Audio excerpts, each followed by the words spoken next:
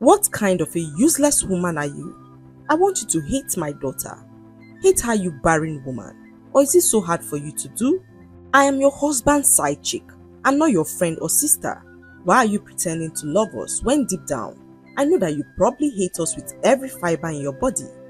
Ronke said to Onyeka, who sat there broken, as she watched Ronke snatch her sleeping baby from her arms. Tears poured down her eyes as she sat there, questioning her own life. Onyeka could not believe how much she loved her husband's child. For over 10 years, she had yearned to have a child of her own, but life had not been so kind to her. Every doctor's visit ended in disappointment, and every prayer felt unanswered. Yet, when her husband's affair brought Ronke and her daughter into their lives, Onyeka found herself loving the innocent baby more than she ever thought possible. Her love for the child was pure and untainted by the betrayal that bettered her. To Onyeka, the baby was not a symbol of her husband's unfaithfulness, but a reminder that life, however cruel, could still create beauty. But Ronke's words cut her like a blade. I don't hate her, Onyeka whispered through her tears, her voice trembling. How can I hate a child who has done nothing wrong? A child who didn't ask to be born into this chaos. Ronke, overhearing what she said, laughed at her from a distance. You're so pathetic, Onyeka. You think this fake kindness will win your husband back? He's mine now, and this child is a proof of the love that we share. You're nothing but a placeholder in this house, and Chief is only keeping you out of pity. Onyeka wiped off the tears from her eyes and looked up at Ronke, her eyes shining with a quiet determination. I may be barren, Ronke, but I am not empty. My worth can never be tied to the ability to give birth, and as much as you try to paint me as the enemy, I will never let hatred consume me the way it has consumed you. Chief is not keeping me out of pity. He needs me more than I need him. And as much as I hate to disappoint you, you are in my home because I allowed it. Onyeka said to Ronke, who fumed in anger and rained insults at her. She could not understand why Chief had refused to send Onyeka out of the house yet.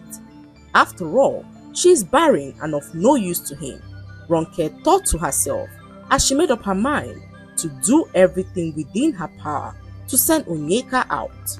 Despite Onyeka's kindness towards her, Ronke ensured that her hostility towards Onyeka was intense. She approached Chief and threatened to live with her child if Chief refused to send Onyeka away, but Chief proposed to get her another house, saying that his wife's place was in his home. Ronke paced back and forth in anger.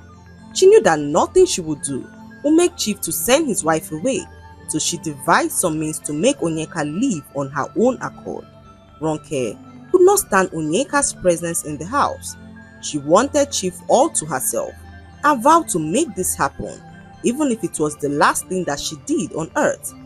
One morning, Ronke snuck into Onyeka's bathroom while she was in the living room with Chief. She rubbed some fresh pepper on her bathing sponge and snuck out of the bedroom so no one would see her. Ronke knew that Onyeka had a very important event to host that morning. It was an event that she had looked forward to for all these months. Ronke knew how important the event was to Onyeka and decided to ruin it for her. She imagined Onyeka in pain, embarrassed and unable to attend the important event. Ronke's jealousy burned as she smiled to herself, picturing her plan succeeding. Later that morning, Onyeka went to the bathroom to take a shower. She hummed softly, her heart light with excitement for the day ahead. But the moment she began to wash, a searing pain spread across her skin. She screamed out in agony, dropping the sponge on the floor as her eyes burned. Hearing her piercing scream, Chief rushed into the room to ask what the problem was, but Onyeka was in so much pain to speak. Her body trembled from the burning sensation, and her eyes were shut closed as Chief assisted her to the room. He picked up her sponge and saw some fresh pepper seeds on the sponge. Chief in that moment knew that something was fishy. He called on Ronke, who denied knowing what he was talking about. However, Onyeka knew that no other person but Ronke could have done something as vile as this. She sat there quietly, enduring the burn that seemed to last for hours. Her entire body turned red, making it difficult for her to attend the important event. Ronke locked herself in her room as she laughed. The joy in her heart to see Onyeka suffer gave her a satisfaction that only she could explain. However, Ronke knew that it would take more than a peppered sponge to send Onyeka packing. She sat in her room pondering on what to do when another brilliant plan sprung up, which she believed would finally get rid of Onyeka for good. The next morning, Onyeka woke up to the loud cry of her husband's child. Ronke was nowhere to be found, so Onyeka rocked the baby, trying to stop her from crying, but the baby's cries intensified, becoming a cause for concern. Onyeka carried the baby around the house, searching for Ronke, who seemed not to be home at the time. After a few hours, Ronke returned to meet Onyeka, sleeping on the sofa with her baby in her arms. She picked up the baby from Onyeka and screamed out in terror. "What did you do to my baby?" Ronke asked Onyeka, who just woke up from sleep confused. She took off her baby's clothes and several hand marks were visible on the baby's skin, revealing that the baby was badly beaten. Ronke in that moment accused Onyeka of beating up her baby in her absence and called on Chief, who could not believe what he was seeing. He turned to Onyeka, his voice filled with anger and disappointment. "What kind of a woman are you, Onyeka? Is it so hard to love my daughter genuinely? Why must you pretend to care for her when your heart is clearly filled with hatred for the child?" Onyeka's knees buckled as she collapsed onto the floor, sad, as she informed Chief that she was innocent. But Chief did not know who to believe. Ronke stood in one corner, crying as she clutched her crying child in her arms. Chief could not fathom the thought of Ronke doing this to her own child, just to frame Onyeka up. The only believable explanation was that Onyeka beat up the baby out of envy, and Chief, despite finding it hard to believe, could not rule out the possibility, so he ordered Onyeka to move into the guest room until further notice. "I can't stand sharing a space with a wicked and heartless woman," Chief said to Onyeka, whose eyes were now filled with tears. Ronke has succeeded in driving a wedge between Chief and his wife, who began to live like strangers in their own home. All the attention that Chief once showered on his wife Onyeka moved to Ronke, who also moved into his bedroom with him. Despite this, Ronke was still not satisfied, as she wanted Onyeka out of the house for good. Days passed, and Ronke made life a living hell for Onyeka. She knew that Onyeka found solace in cooking for Chief, so one evening, as Onyeka prepared Chief's favorite meal, Ronke snuck into the kitchen and poured a bottle of vinegar in the food. Ronke knew that doing so would make Chief to stop eating Onyeka's food and further widen the gap between them. When dinner was served, Chief took a few bites and immediately spat it out in disgust. "What is this rubbish you cooked, Onyeka?" he said as Onyeka opened her eyes in shock. She tasted the food and realized that something was definitely off with it. "Do you plan on poisoning me?" Chief said as he stormed out of the dining in anger, making up his mind never to eat her food again. Onyeka stood there broken. She could not believe what her kindness had done to her. She began to regret why she accepted for Ronke to come live in their home with them. Chief had initially agreed to get a separate house for Ronke and her daughter, but Onyeka refused, asking him to allow them live in their home.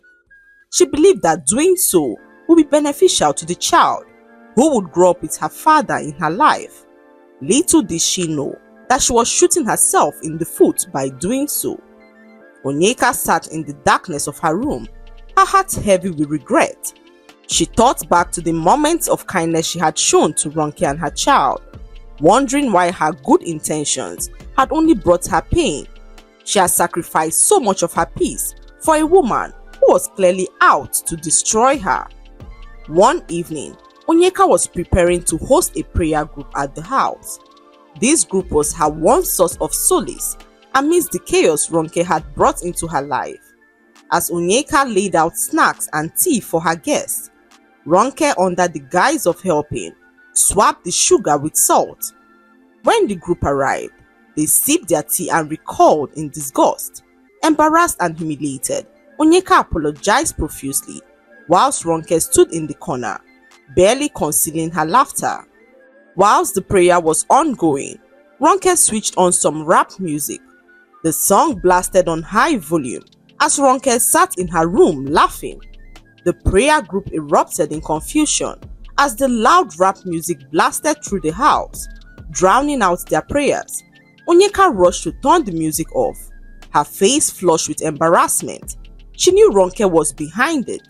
The humiliation had reached its peak, and yet Onyeka said nothing.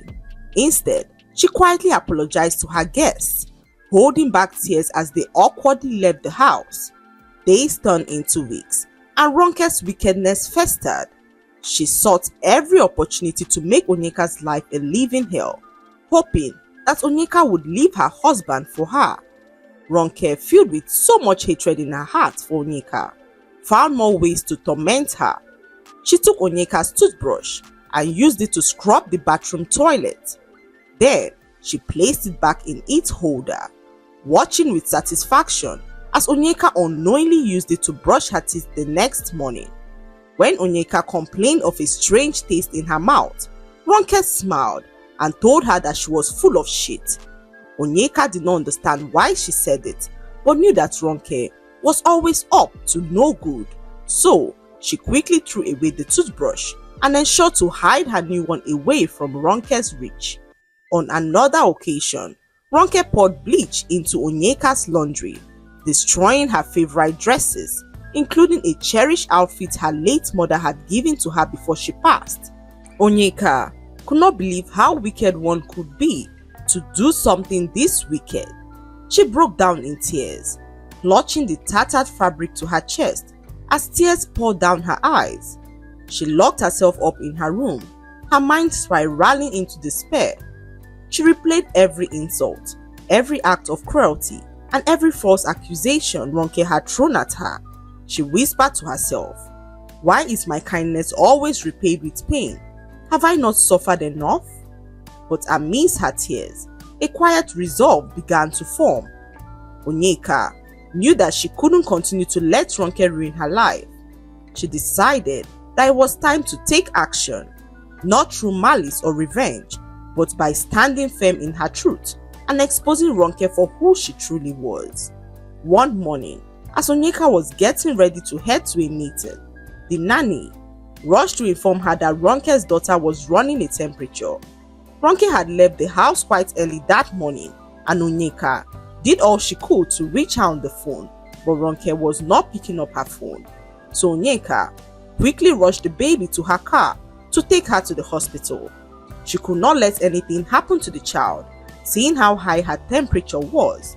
She drove the baby quickly to the hospital and on her way, noticed that her car brakes were jammed.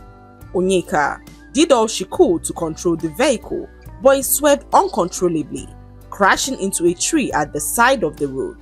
The impact was severe. Onyeka's body was flung forward, restrained only by the seat belt, while the baby strapped in her car seat suffered the most.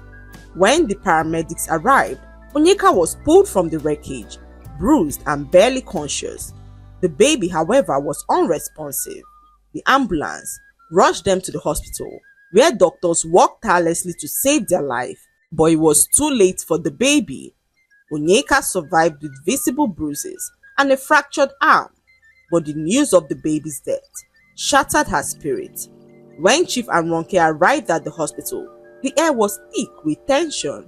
Ronke's cries echoed through the hallway as she mourned the death of her baby. "She killed my baby. She killed her out of jealousy and hatred," Ronke said, as Onyeka, lying weakly on her bed, could barely muster the strength to defend herself. "I would never hurt her," she whispered, tears streaming down her face. "I loved her like my own." Chief, torn between grief and anger, stared at Onyeka with disbelief. "Onyeka, how could you let this happen? How could you be so reckless? His words cut deeper than her injuries. Ronke, feeding on Chief's grief, continued to hurl accusations at Onyeka. She's been plotting this all along. I knew she couldn't stand the fact that I had a child. Onyeka closed her eyes, letting her tears fall silently. The pain of losing the baby and the accusations weighed heavily on her heart. Days later, Onyeka was discharged from the hospital. She returned home to find her luggage packed and waiting at the door of her house. Chief stood at the entrance, his face cold and unyielding as he stared right at her. "You are no longer welcome here," he said, his voice firm and cold. "I can't keep living with a wicked and heartless woman, a woman who would go to any length to see me unhappy," Chief said as tears poured down Onyeka's eyes. Onyeka pleaded, knowing that she was not who Chief was painting her to be. She knew that she did all she could to avert the accident, but her brakes failed, making it difficult to bring the car to a halt. All her pleadings fell on deaf ears, as Chief's mind was already made up.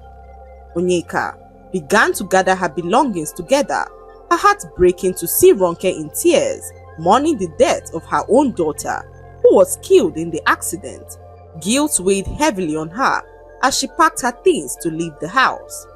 Just as she packed the last of her belongings, Onyeka stopped and turned. She remembered something that she left in the house and pleaded with Chief to let her go get it. Chief hesitated for a moment but allowed her inside the house to pick up the item. Ronke stood next to him, weeping bitterly as she rained curses at Onyeka, who she accused of taking the life of her child. Minutes later, Onyeka emerged from the house, holding a recording device in her hand. Her hand shook as she placed the device on the table. "Before I go, Chief, I need you to listen to this," she said, her voice steady, despite the pain that coursed through her heart. She pressed play, and Ronke opened her eyes wide in shock to hear her own voice. "Make sure the brakes are completely jammed. I don't care how you do it. Just make sure that the car is unsafe for her to drive. I'll transfer the money once the job is done." It was a conversation between Ronke and the family mechanic. The chilling words revealed her plot to sabotage Onyeka's car, not knowing that her daughter would have an emergency on that fateful day. Ronke froze in shock, claiming that the recording was fake. Chief could not believe his ears. He turned to Ronke, his anger boiling over. "You did this?" he asked Ronke, his voice shaking with fury. "You sabotaged her car? You caused my child's death?" Ronke fell to her knees, tears streaming down her face. "Chief, I didn't mean for the baby to get hurt. I just wanted to get rid of Onyeka," she cried, trembling. "It wasn't supposed to happen this way," Ronke cried as Chief sent her packing from his house. Ronke sobbed, clutching Chief's leg as she begged, "I'm sorry, Chief. Please forgive me. I didn't think it would turn out this way," she said as Chief ordered his security to throw her out. Onyeka stood in the corner silent as tears poured down her eyes. The truth had finally come to light, but it brought no comfort to her soul. The baby she loved so much was gone, and nothing could undo the damage that had been done. Chief went on his knees and pleaded for her forgiveness. He let the devil into their home and ruined their once happy family. Chief could see the pain in Onyeka's eyes. He could see what the humiliation had done to her and how she had become a shadow of her former self. Chief pleaded, promising never to allow anyone to come in between them again, and Onyeka in that moment said something to him that he never saw coming. "I am pregnant," she said, as Chief turned his head, his mouth open in shock as he stared right at her in disbelief. "Pregnant?" Chief asked as tears poured down his eyes. He could not believe that his wife was pregnant after 10 years. His knees buckled as he dropped to the ground, his hands covering his face as tears streamed uncontrollably. "Pregnant?" he repeated, his voice trembling with emotion. "Onyeka, after all we've been through, after everything I've put you through, This is nothing short of a miracle. Onyeka stood there, her expression a mix of sadness and quiet strength. Yes, Chief, she said softly, but I can't stay here. Not now. I need time. Time to heal from all the pain and humiliation. Time to prepare myself to bring this child into a world that feels safe. Chief nodded through his tears. I understand, Onyeka. I know I've failed you in the worst ways. I've been blind to your pain and let someone else destroy our home. But I promise, I will fix this. I will do whatever it takes to make things right for you and our child. Onyeka hesitated for a moment, then spoke with quiet determination. If you truly mean that, then I need space, Chief. I need time away from here, away from all the memories. Chief looked at her with a mix of desperation and resolve. Then let me send you somewhere safe, somewhere you can be taken care of by the best professionals. I'll make all the arrangements and you won't have to worry about anything. I owe you that much. Onyeka nodded slowly. I accept, Chief. I've forgiven you, but forgiveness doesn't erase the hurt. I need time to find myself again, to rebuild my strength for the sake of this child. Chief reached for her hand, his grip trembling. Thank you, Onyeka. Thank you for forgiving me. I'll spend the rest of my life proving that I deserve it. Months passed, and Onyeka found peace in her time away. The retreat gave her the space that she needed to heal, both emotionally and physically. She attended therapy, focused on her health, and prepared for the arrival of her baby. Meanwhile, Chief worked tirelessly to transform their home. He hired therapists, cut off toxic relationships, and dedicated himself to making amends. He wrote letters to Onyeka every week, pouring out his heart and updating her on his progress. When Onyeka finally gave birth to a healthy baby boy, she held him close, tears streaming down her face. For the first time in years, she felt a deep sense of purpose and hope. A month after the baby was born, she flew out to see them. When he entered the room and saw Onyeka holding their baby, he fell to his knees, overcome with emotion. Thank you, Onyeka, he whispered. Thank you for giving me this chance. Thank you for giving me this miracle. Onyeka looked at him, her eyes soft but firm. Chief, this is your second chance. Don't waste it. Chief nodded, tears in his eyes.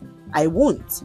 Together, they made plans to return home, to build a new life for their son, a life filled with love, trust, and healing. And as they walked out of the retreat, their son nestled between them. They both knew that they were stepping into a brighter future. The lesson to be learned from this story is that we should treat others with kindness and empathy, even in difficult situations, as our actions often come back to us in unexpected ways. The story reminds us of the golden rule that urges us to treat others the way that we would like to be treated, as only then would we have a peaceful world. Do not dig a pit for others, because you might just fall into the same pit to your destruction. Never punish an innocent child because of the sins of their fathers, because they are innocent and should be treated as such. I hope you enjoyed the story.